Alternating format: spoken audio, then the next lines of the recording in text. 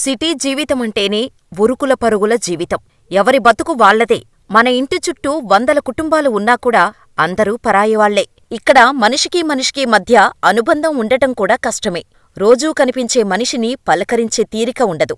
ఎప్పుడూ బయటకు వచ్చి కనిపించని వ్యక్తి ఒక్కసారిగా కనిపించకపోతే పట్టించుకునే నాథుడే ఉండడు.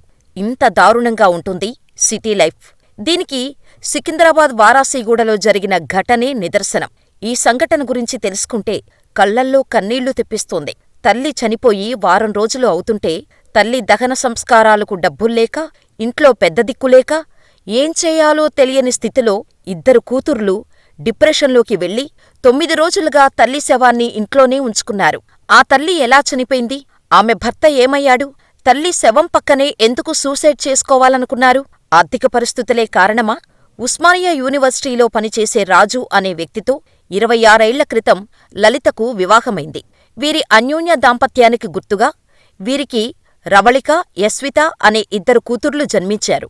ప్రస్తుతం పెద్ద కూతురు రవళిక వయసు 24 ఏళ్లు కాగా, యస్వితకు 22 ఏళ్లు.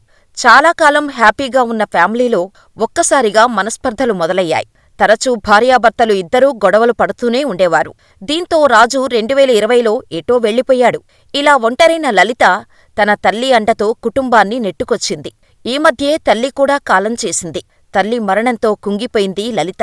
ఆర్థిక ఇబ్బందులు ఎక్కువయ్యాయి. ఇద్దరు కూతుర్ల ఈ ఆర్థిక ఇబ్బందుల వల్ల చదువులు పూర్తి చెయ్యకుండా మధ్యలోనే ఆపేశారు.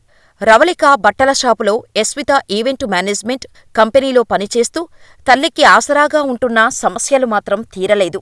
ఇలా 6 నెలల కిందట ఓయూ ప్రాంతం నుంచి బౌద్ధనగర్లోని అద్దె ఇంట్లోకి మారారు. అయితే లలితకు కొంతకాలంగా బ్రీతింగ్ సమస్య ఉన్నట్టు తెలిసింది.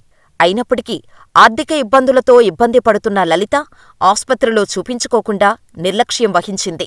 పైగా 3 నెలలుగా అద్దె చెల్లించలేదు. దీంతో జనవరి 21న ఇల్లు ఖాళీ చేస్తామని యజమానిని గడువు అడిగింది. ఇలా ఒంటరి ప్రయాణంలో ఓదార్చే దిక్కులేక లలిత జనవరి 22న రాత్రి నిద్రలోనే కన్నుమూసింది. అకస్మాత్తుగా తల్లి చనిపోవటంతో కూతుర్లిద్దరూ తల్లి మరణంతో డిప్రెషన్లోకి వెళ్లారు. తల్లి శవానికి దహన సంస్కారాలు చేయడానికి కూడా డబ్బులు లేవు. దాంతో వారిలో వారే కుమిలిపోయారు.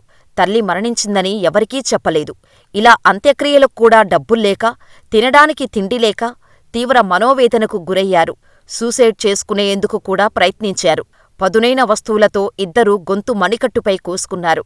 9 రోజులుగా ఒక గదిలో తల్లి శవాన్ని ఉంచి మరో గదిలో బిక్కుబిక్కుమంటూ కాలం వెళ్లదీశారు. ఇంటి ఓనర్ 2 సార్లు వారి వద్దకు వెళ్లినా విషయం చెప్పకుండా దాటవేశారు.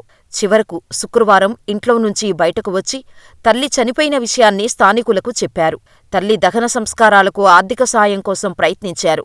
సీతాఫల్ మండిలోని సికింద్రాబాద్ ఎమ్మెల్యే క్యాంపాఫీస్కి వెళ్తే సాయం చేస్తారని స్థానికులు చెప్పటంతో అక్కడికి వెళ్లి తమ బాధను చెప్పుకున్నారు. దాంతో స్పందించిన క్యాంపాఫీస్ సిబ్బంది వారాసిగూడ పోలీసులకు సమాచారమిచ్చారు. Chilkalguda ACP Jaipal Reddy, CI Saidulu, admin SI Sudhakar ఘటనాస్థలానికి చేరుకుని శ్రీలలిత డెడ్ బాడీని గాంధీ ఆస్పత్రి మార్చురీకి తరలించారు.